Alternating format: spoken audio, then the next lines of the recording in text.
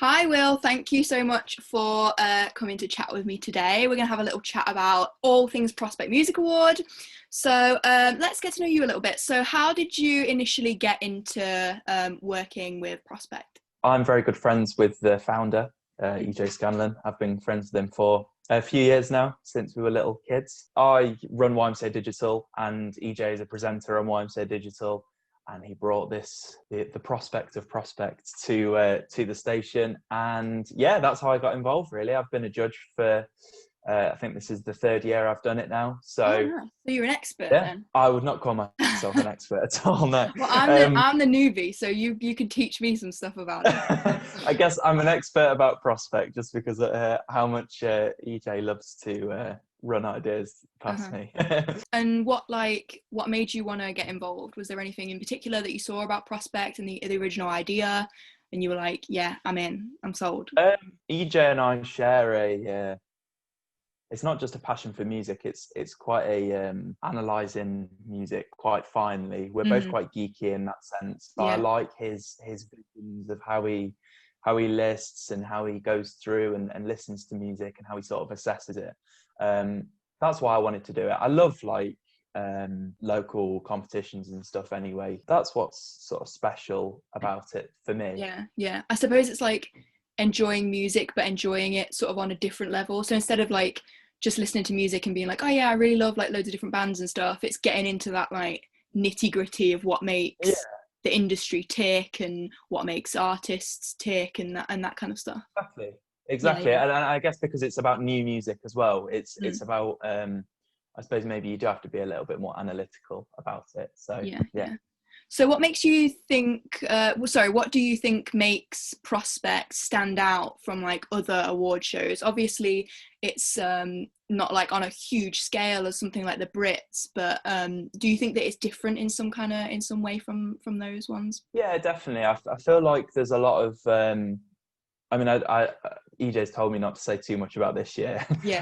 But there's, yeah, he's done things differently. He's constantly adapting the competition and introducing new ideas into how to shortlist acts. And I feel like there's just a lot of fine detail with EJ, and maybe more than other competitions like this do. So I think that's what makes it special and unique. And I think as well, it being such a small team of people as well, it's all very sort of like intimate and detailed, and there's a lot of like communication that goes on. The people probably don't want to hear about this any more than we do, but lockdown 2.0 has happened.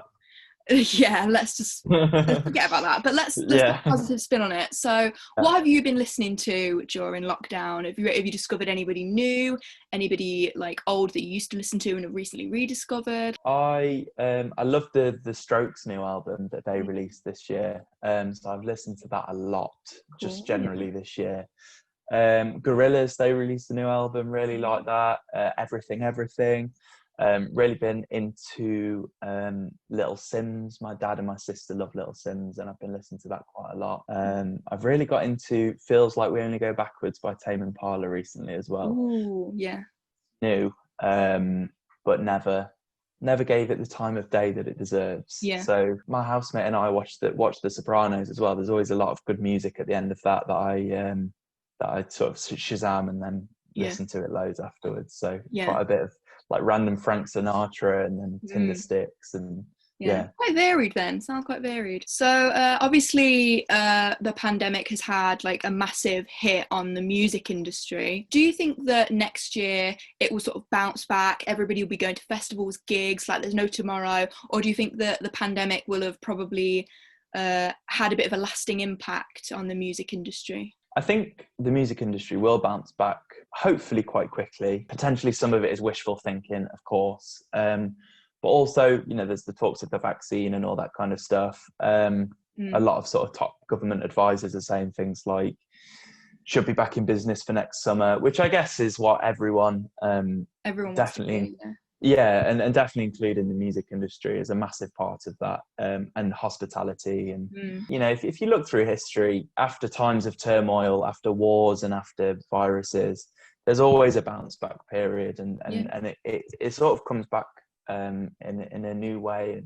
it's more colourful, you know, and so that's what I'm hoping for, and I think there's reason to hope for that. So obviously, sticking with the same topic, smaller artists and smaller venues as well have been hit especially hard. So what do you think that the general public can do to support their like local scene or like smaller upcoming artists? I suppose all they've ever done, which I mean, I know, for example, in Nottingham, everyone's so good at doing, just making sure that you show that love, I guess, and get to the gigs and post about stuff. It's not just music, it's art, and it's films, and you know, there's so much stuff going on with creative people, and you know, lockdown doesn't stop them, you know, it can't stop them. So yeah, and I mean, we're so lucky as well that we have social media and that we can be sharing things with people who are the other side of the world and stuff like that. So yeah, definitely agree. Yeah. So going into 2021, what genre of music would you absolutely love to see like top the charts? I'd love to see some jazz in the charts. Ooh. And I'm a big fan of La La Land, the film, and the big theme of that film is obviously jazz and how you can bring jazz up to date and make it cool. And there's a lot of truth in that, and people are doing it. Like Moses Boyd, nominated for a Mercury this year, and you've got Tom Misch and Loyal Kana. They're all doing sort of jazzy bits. Even sort of Georgia Smith, who's already massive, has done like jazz stuff. And there's such a scene for it as well. I went to Liverpool last year and just was shocked by the amount of these like cool little jazz places. In Nottingham, we've had Peggy Scarlight open not too long ago. I feel like there's such a scene there, and that'd be great to sort of break through into the charts. I'd love to see that. Into the mainstream. Out of all of the past Prospect nominees, because obviously we've got to keep it a little bit quiet because that's not going to be announced just yet. We're going to keep it a little bit secret. So out of all the past Prospect contestants, who has been your favourite and why? I thought hard about this. There's obviously been so many, and I there's so many that I love in different ways from years back. You know, personally, it's Arlo Parks for me, because me and EJ fought hard about Arlo Parks, and it was sort of, at first I was on her side. She needs to get through, you know, she needs to get through the rounds and stuff, and EJ liked her, but was a little bit like, yeah, you know, I just want to test it out, see how it goes. And EJ loves her now, and you've converted him. I converted him. Yeah, I like to take that credit. So, if you could sum up 2020 with one song title, what would you choose? We're talking just the title, not the song itself. We can say the song itself. I'll let you have that as well. It changes the answer, you see. Okay. So I feel like, I don't know if this is a personal thing, but there's a song called Heat Waves by Glass Animals, and it's off their new album. I feel like it really sort of took over this summer, and it's actually in the charts now. And for a band like Glass Animals, who, you know, very well respected and quite famous, but to actually get in the charts is quite a thing. And I think it was on FIFA or something, but I feel like it kind of captured this summer. It captured the lockdown. The music video for it is the singer from Glass Animals walking through the streets, and there's all the people in their houses as he walks through the streets looking out of the window at him. Yeah. So I feel like that's quite a significant song. Yeah, it captures it well. It's just a nice song to listen to. So maybe it's personal, but I think also people could probably relate. Obviously, like I said, we can't release who's been nominated for the award this year. But if you could sum up in one word the lineup for this year, what would you choose? No pressure. So much pressure. One word. Suddenly forgotten all words ever. All words have gone out of my head. Let's say eclectic. It is an eclectic mix. Nice. Yeah. Would you like me to expand, or shall I leave it at eclectic? No, we'll stick with that. Okay, that's fine. That's fine. We'll leave the mystery going. Time for the quickfire round. I'm going to give you two things, and you're just going to pick whichever one you're drawn to the most. Pop or rock? Pop. Toast or cereal? Toast. Intimate gig or stadium show? Stadium show. Loud or quiet?